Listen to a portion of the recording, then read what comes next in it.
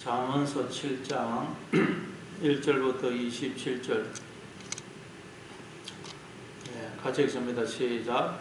내 아들아, 내 말을 지키며 내 계명을 간직하라. 내 계명을 지켜 살며 내 법을 내 눈동자처럼 지키라. 이것을 내 손가락에 매며 이것을 내 마음판에 새기라. 지혜에게 너는 내 누이라 하며 명철에게 너는 내 친족이라 하라. 그리하면 이것이 너를 지켜서 엄녀에게 말로 호리는 이방 여인에게 빠지지 않게 하리라. 내가 네 집 들창으로 살창으로 내다보다가 어리석은 자 중에 젊은이 가운데에 한 지혜 없는 자를 보았노라. 그가 거리를 지나 엄녀의 골목 모퉁이로 가까이 하여 그의 집 쪽으로 가는데 젊을 때 항문 때 깊은 밤 흑암 중이라. 그때 기승의 옷을 입은 강교한 여인이 그를 맞으니 이 여인은 떠들며 완악하며 그의 발이 집에 머물지 아니하여 어떤 때에는 거리 어떤 때에는 광장 또 모퉁이마다 서서 사람을 기다리는 자라. 그 여인이 그를 붙잡고 그에게 맞추며 부끄러움을 모르는 얼굴로 그에게 말하되 내가 한목제를 드려 서원한 것을 오늘 갚았노라. 이러므로 내가 너를 맞으려고 나와 내 얼굴을 찾다가 너를 만나도다. 내 침상에는 여호와 애굽의 문이 있는 이불을 펴었고 몰약과 침량과 계피를 부렸노라. 오라 우리가 아치까지 합족하게 서로 사랑하며 사랑함으로 희락하자. 남편은 집을 떠나 먼 길을 갔는데 언 주머니를 가졌은즉 보름날에나 집에 돌아오리라 하여 여러가지 고운 말로 유혹하며 입술에 오리는 말로 깨물어 젊은이가 꼭 그를 따랐으니 소가 도수장으로 가는 것 같고 미련한 자가 벌을 받으려고 쇠사슬에 매이려 가는 것과 같도다. 결국은 화살이 그 관을 뚫게 되리라. 새가 빨리 검으로 들어가되 그의 생명을 잃어버릴 줄을 알지 못한 것 같으니라. 이제 아들들아 내 말을 듣고 내 입의 말에 주의하라. 내 마음이 엄니의 길로 치우치지 말며 그 길에 미혹되지 말지어다. 대저 그가 많은 사람을 상하여 엎드러지게 하였나니 그에게 죽은 자가 허다하니라. 그의 집은 소홀의 길이라 사망의 방으로 내려가느니라. 아멘. 이 잠언서 7장은 이제 이 음녀의 유혹에 넘어가서 불륜을 행하는 것을 통해 우리 속에 죄가 어떻게 들어와서 우리가 죄인이 되는지, 즉 우리가 영적인 불륜을 행하게 되는지를 그림으로 아주 생생하게 보여주고 있습니다. 그냥 보면 이게 무슨 뭐 삼류 소설도 아니고 그러는데 이걸 통해서 바로 우리의 내면 속에서 어떤 일이 일어나는지를 성경이 생생하게 보여주고 있는 것입니다. 먼저 1절부터 5절에서는 원래 우리 인간은 어떤 존재여야 됐는지, 어떤 존재로 지음을 받은 것인지를 설명합니다. 그래서 1절에 보면 내 아들아 내 말을 지키며 내 계명을 간직하라 그래요. 하나님의 말씀을 지키고 간직하라. 그러니까 원래 우리 인간은 그 속에 하나님을 말씀으로 담는 존재, 하나님을 말씀으로 담고 있는 존재로 지음을 받았다는 거예요. 그래서 고린도후서 4장 7절에 보면 우리가 이 보배를 질그릇 안에 담았다 그러죠. 우리는 하나님을 보배로 담고 있는 질그릇 이런 거예요. 질그릇. 그러니까 여러분 우리는 다 보배를 담고 있기 때문에 인간은 그 속에 보배를 담고 있기 때문에 그 보배를 훔치려고 하는 도둑이 있다는 거예요. 도둑.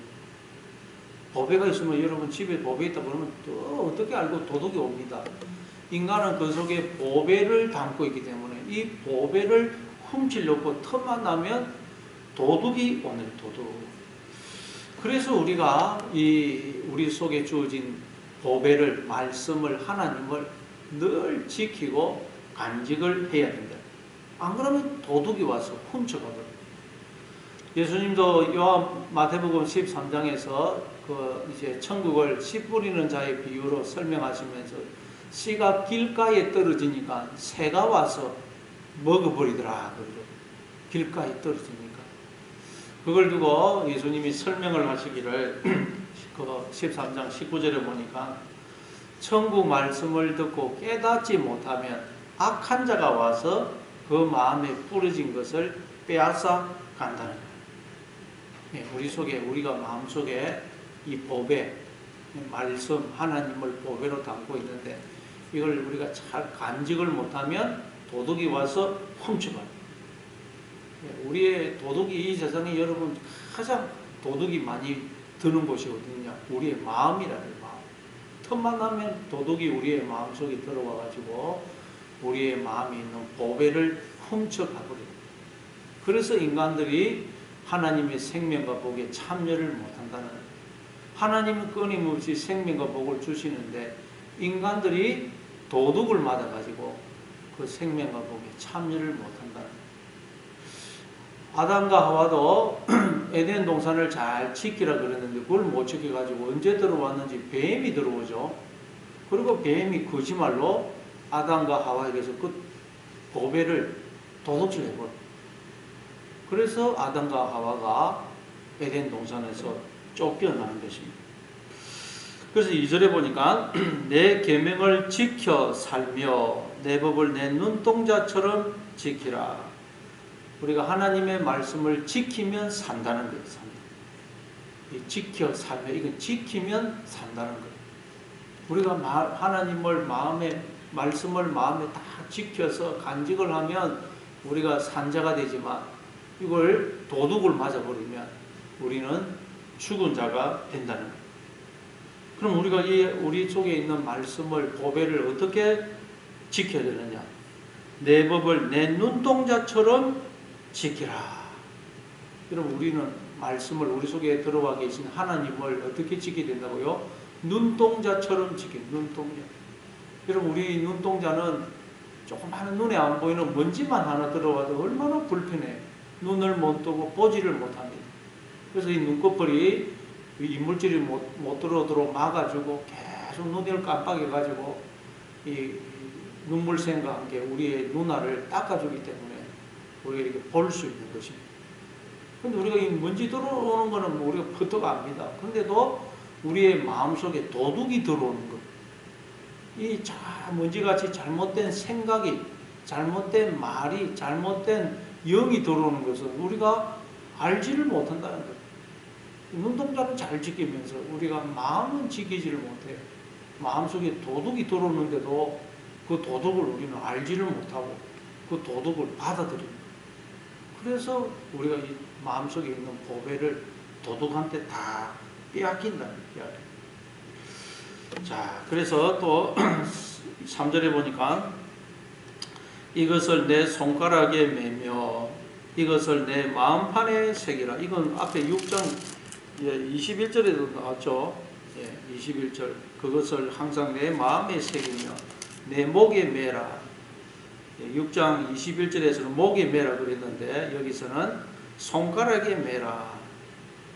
손가락도 똑같은 의미예요. 손이라는 거 움직이지 않습니까? 그러니까 우리가 말씀으로 우리의 행동을 제어를 해라. 제어를 해라.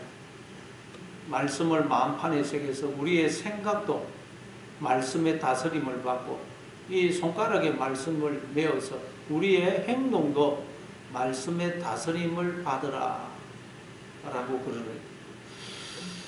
자, 그러면 여러분 또 그러면서 뭐라 그래요? 4절에 보니까 지혜에게 너는 내 누이라 하며 명철에게 너는 내 친족이라 하라. 우리가 자꾸 말씀의 다스림을 받으라. 그러니까 그런 게 우리가 자유가 없고 하기 싫은데 뭔가 억지로 해야 되는 것처럼 느껴져요. 말씀의 다스림을 받고 말씀으로 내 모든 생각과 행동을 제어해라. 그러니까 뭔가 속박되는 것 같고 억압되는 것 같고 그렇게 느껴져요. 그러나 말씀의 다스림을 받는 삶은 자유가 없고 억지로 해야 되는 것이 아니고 바로 그건 너무도 기쁘고 즐겁고 행복한 것이라는 거예요. 그래서 지혜에게 너는 내 누이라 해라. 누이라는 말은 또 아내라는 말도 돼요. 아가서에 보면 내 누이, 내 신부야 그러죠. 그러니까 지혜를, 말씀을, 하나님을 아내처럼 여기라. 아내처럼. 그리고 명철에게 너는 내 친족이라 하라. 친족. 그 루기스에 보면 친족 보아스가 룻과 결혼해가지고 룻을 구원해 주죠. 나의 가장 가까운 사람, 나를 구원해 줄 사람, 그런 사람으로 여기라는. 같이 있으면 너무 좋고, 보고 옆에 있어도 또 보고 싶고 이야기하고 너무너무 행복한 사람, 그런 존재로 여기라는 거예요. 뭐요? 말씀을, 하나님을 너무너무 그냥 옆에 있으면 좋고 보고 싶고 또 이야기하고 싶고, 그러면 너무 행복한 그런 존재로 여기라는 거예요. 그래서 여러분, 신앙생활, 즉 우리의 인생은 우리가 하나님과 결혼해서 함께 사는 것이라고 그랬죠. 하나님이 땅의 흙으로 사람을 지으시고 그 코에 생기를 불어넣음으로 인간이 생명이 되니까 하나님 우리 안에 다 영으로 들어와 계세요. 인간은 결혼을 함으로, 하나님과 결혼해서 함으로 생명으로 존재하는 거예요. 그래서 우리 인생이란, 신앙생활이란 하나님과 결혼해서 이제 함께 사는 것입니다. 그래서 우리가 어떻게 하면 영적인 불륜의 죄에 안 빠질 수 있느냐? 하나님의 사랑을 받고 하나님을 사랑해서 하나님과 행복한 결혼 생활을 하는, 하나님을 기뻐하고 즐거워하면 영적인 불륜에 빠지지 않는다는 거예요. 그렇죠. 우리가 그 부부도 정말 서로 사랑하면, 그래서 행복한 결혼 생활을 하면 불륜을 행하지 않습니다. 음행을 저지르지 않습니다. 우리가 영적인 불륜, 죄 짓는 것도 마찬가지라. 하나님과 행복한 결혼 생활을 하면 우리가 영적인 불륜을, 즉 제된 생각을 하고 제된 말을 하고 제된 행동을 하지 않는다는 거예요. 왜? 하나님과 동행하는 삶이 너무너무 기쁘고 행복하기 때문이에요. 근데 여러분, 우리 하나님 눈에 안 보이죠? 그래서 하나님 눈에 안 보이는데 어떻게 우리가 하나님을 사랑하느냐?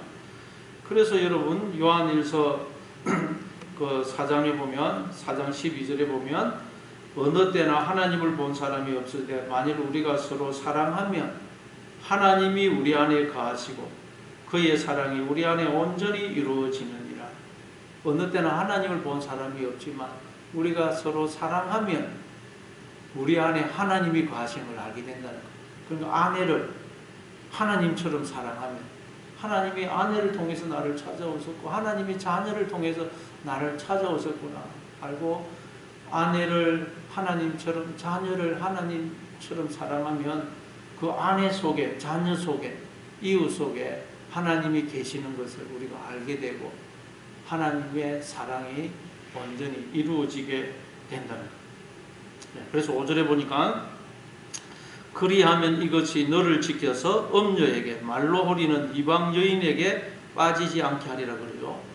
우리가 하나님과 행복한 결혼 생활을 하게 되면 하나님의 사랑을 받고 또 하나님을 사랑하고 하나님을 기뻐하고 즐거워하는 삶을 살게 되면 영적으로 불륜에 빠지지 않게 된다는 거예요. 제된 생각을 하고 제된 행동을 하고 제된 그런 말을 하지 않게 된다는 거예요. 그러니까 왜 사람들이 제된 생각을 하고 제된 말을 하고 제된 행동을 하느냐? 잘못된 것에 빠지느냐? 하나님과 행복한 결혼 생활을 하고 있지 않기 때문이다. 그래서 애들도 사랑을 많이 받고 자란 애들은 나중에 엉뚱한 것에 안 빠집니다. 뭐 중독에 안 빠져요. 사랑이 받지 못한 사람이 늘 공허하거든요. 그래서 엉뚱한 것에 빠지고 중독에 빠지고 이런 거예요. 그래서 우리가 우리의 삶은 사랑, 가정도 사랑이 넘치는 가정을 만들어요. 그때 우리가 죄에 안 빠진다는 거예요. 자, 그리고 이제 그걸 이제 6절에서는, 그리고 이제 6절 이하에서는, 오늘 보면 6절 이하에서는 우리가 하나님과 행복한 결혼 생활을 하지 못하면 이제 영적인 불륜에 빠지게 되는 것. 우리가 죄를 불려들어서 죄와 하나가 되어서 내가 죄인이 되고 자꾸 죄된 생각, 죄된 말, 죄된 행동을 하게 되는 걸 이제 한 남자가 음녀의 유혹에 넘어가서 음행을 행하는 것으로 우리에게 그림으로 생생하게 보여주고 있습니다. 자, 6절에 보니까 내가 내 집 들창으로 살창으로 내다보다가, 자, 이제 창으로 내다봤다는 거. 창은 뭘 의미하겠어요? 창이 있으면 바깥 세계를 볼 수 있죠. 창이 없고 벽만 있으면 우리는 바깥 세계와 차단이 되어서 바깥 세계를 볼 수 없습니다. 그러나 이 벽에 창이 하나 있으면 창을 통해서 우리는 바깥 세계를 볼 수 있어요. 그러니까 이 창은 뭘 의미하겠어요? 바로 우리가 이 영적으로 눈이 열리는 거예요. 영적으로 눈이 열리면 우리는 이 세상을 통해서도 하나님을 보게 되고 또 내 내면의 세계를 보게 돼요.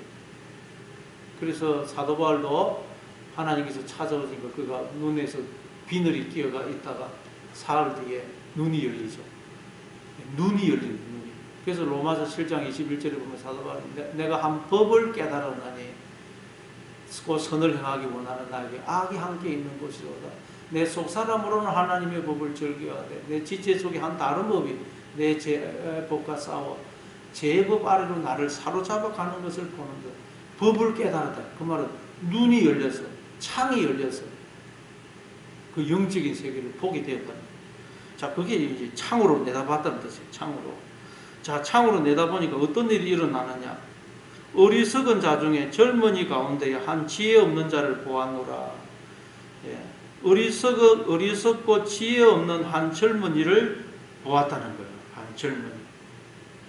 어리석고 지혜 없는 한 젊은이가 음녀를 찾아가가지고 음녀의 유혹에 넘어가서 음행을 저지르는 걸 봤다는 거예요.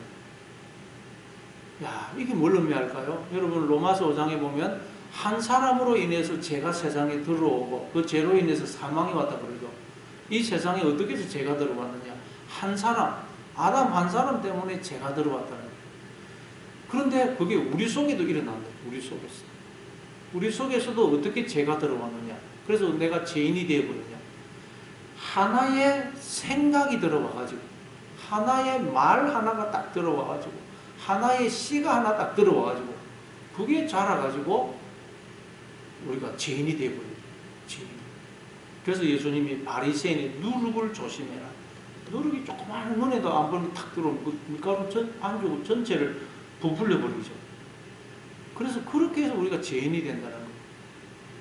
아담과 하와도 뱀이 들어와가지고 말하는 소리, 그 소리 하나 딱 들으니까 그게 소리가 들어와가지고 죄인이 되고. 그래서 마태복음 13장에서 예수님이 천국은 자기 밭에 좋은 씨를 뿌린 어떤 사람과 같다 그러죠. 그래서 그 사람이 자기 밭에다가 좋은 씨를 뿌렸어요. 그리고 이제 자고 있는데 원수가 와가지고 가라지를 뿌려. 가라지. 원수가 가라지를 뿌려. 하나님은 우리의 마음밭에 좋은 씨, 거룩한 영, 좋은 말씀, 생명을 부어주세요. 근데 우리가 스스로 나의 주인이 되어서 하나님이 주시는 그 영을 더러운 영으로 좋은 말을 더러운 말로 바꿔버린다. 그래서 오늘 보면 또 내 속에 가라지가 쭉 자라있어. 가라지. 근데 그걸 모릅니다.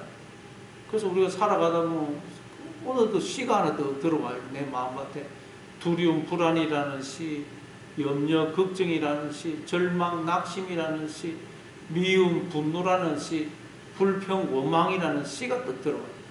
그럼 언제 들어왔는지 나는 모릅니다. 근데 그게 또 자라가지고 나중에는 그게 나의 본질이 돼요. 본질. 그래서 어떤 사람은 계속 입만 열면 불평, 원망합니다. 그 시가 들어와가지고 그게 자기 본질이 돼요. 이스라엘 백성들도 광야에서 끊임없이 불평, 원망하죠. 계속 불평, 원망. 사울 왕에게도 그 속에 미움이라는 씨가 하나 탁 들어보니까 그 씨가 자라가지고 그 미움이 사울을 장악해 버리죠. 그래서 죽을 때까지 그 미움에서, 다윗을 향한 미움에서 벗어나지를 못하더라고요. 이렇게 해서 우리가 죄인이 된다는 거예요. 씨 하나가, 말 하나가, 영 하나가 살짝 나도 모르는 사이에 들어와. 그게 내 마음한테 뿌리를 내서 자라서 나의 본질이 돼요. 본질. 그걸 여러분 한 어리석고 지혜 없는 젊은이가 음녀 유혹에 넘어가서 음행을 죄를 짓는 것으로 설명합니다. 8절 9절 보니까 그가 거리를 지나 음녀의 골목 모퉁이로 가까이 하여 그의 집 쪽으로 가는데 저 물때 항원때 깊은 허감 중이라. 이 젊은이가 음녀가 있는 골목으로 가더라. 음녀가 있는 골목으로 가요. 그런데 왜 이 청년이 음행의 죄를 짓게 됩니까? 자기가 원해서 그쪽으로 가서 그렇게 음행의 죄를 짓는다는 것입니다. 그러니까 왜 우리 인간들이 죄인이 되고 죄를 짓느냐? 그걸 원해서 그렇대. 원해서. 죄 짓는 거에 있어서 좋다는 거. 인간은 왜 자꾸 죄인이 되고 죄를 짓나? 그게 너무 좋아한다는 거예요. 그쪽으로 기운다는 거예요. 죄를 짓기를 좀. 그래서 우리는 가만히 있으면 선을 행하는 것보다는 죄 짓는 쪽으로 기울게 되어 있어요. 가만히 있으면 죄 짓게 되어 있어요. 그걸 좋아한다는 거예요. 그리고 또 10절에 보니까 그때에 기생의 옷을 입은 강교한 여인이 그를 맞으니 이 여인은 떠들며 완악하며 그의 발이 집에 머물지 아니하여 어떤 때는 거리 어떤 때는 광장 또 모퉁이마다 서서 사람을 기다리는 자라. 예, 참 이 그때의 기생의 옷을 입은 강교한 여인이 딱 그를 맞죠. 이 청년이 그냥 그 음녀가 있는 쪽으로 가서 가가지고 뭐 기웃기웃 거리니까 음녀가 나와서 맞이하는 거예요. 왜 우리 속에 죄가 들어온다고요? 내가 나의 주인이 되고 싶은, 하나님이 되고 싶은 그 욕망이 죄를 불러들이는 거예요. 욕망이 여러분이 음녀를 불러들이는 거예요. 욕망이 죄를 불러들이는 거예요. 씨가 탁 날아오는 거예요. 그리고 그게 12절에 보면 음녀가 계속 어떤 때는 거리, 어떤 때는 광장, 또 모퉁이마다 서서 사람을 기다리는 자라. 그런 데 기다린다 그러죠. 여러분, 하나님을 몰아내면 우리 인간의 마음은 텅 빈 존재가 돼요. 무덤의 존재.